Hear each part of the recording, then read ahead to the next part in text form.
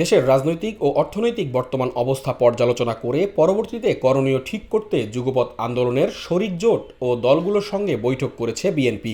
আজ শনিবার অর্থাৎ ২১ ডিসেম্বর বিকালে গুলশানে চেয়ারপারসনের কার্যালয়ে ১২ দলীয় জোট, জাতীয়বাদী সমমনা জোট এবং লেবার পার্টির সঙ্গে বৈঠক করে বিএনপির লিয়াজু কমিটি।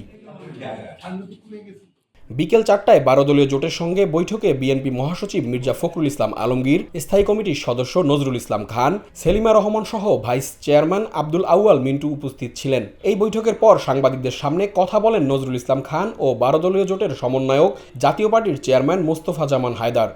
বিএনপি অফিসে আজ সুদীর্ঘক্ষণ যাবৎ বিভিন্ন বিষয়ে, বিশেষ করে বর্তমানে দেশে যে উদ্ভূত রাজনৈতিক পরিস্থিতির পরিপ্রেক্ষিতে আমাদের আগামী দিনের বিভিন্ন কর্মসূচি কী হওয়া উচিত ইত্যাদি বিষয়ে আমরা নিজেদের মধ্যে কথা বলেছি, কিন্তু আমরা কোনো চূড়ান্ত সিদ্ধান্তে উপনীত হই নাই। বিএনপির স্ট্যান্ডিং কমিটির মিটিং আছে, কাল পরশুর মধ্যে ওনারা সিদ্ধান্তে আসবেন। আমরা নিজেদের ভিতরে কেবল কিছু কথাবার্তা বলেছি, মত বিনিময় করেছি।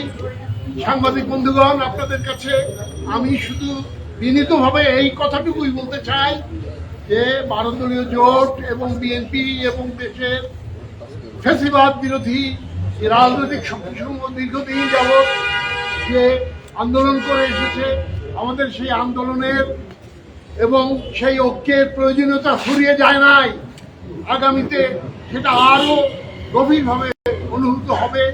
আমরা সেই বিএনপির সঙ্গে অন্যান্য রাজনৈতিক দলগুলিকে নিয়ে প্রতিদিন আমাদের কর্মসূচি আপনাদের সামনে খুব শিগগিরই ঘোষণা করব। অন্য বৈঠকে জাতীয়তাবাদী সমমনা জোটের নেতৃত্ব দেন জোটের সমন্বয়ক ন্যাশনাল পিপলস পার্টির ফরিদুজ্জামান ফরহাদ। আমরা বিএনপির সাথে আলোচনা করেছি, কোনো ফাইনাল সিদ্ধান্ত হয়নি। আমরা আশা করি আবার আলোচনা বসবো, তারপর ফাইনাল সিদ্ধান্ত হয়ে বিএনপি এবং সমমনা জোট যৌথভাবে আপনাদের সাথে জানাবে, অথবা যার যার অবস্থান থেকে আমরা আপনাদের জানাইবো ইনশাল্লাহ। এইটা আশা করছি, এবং নির্বাচন যাতে অচিরে হয় সেটা আমরা এই সরকারের কাছে দাবি রাখি।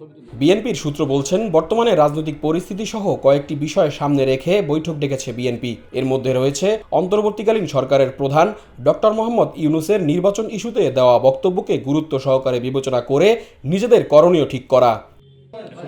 নাইমুল ইসলাম, বার্তা 24, ঢাকা।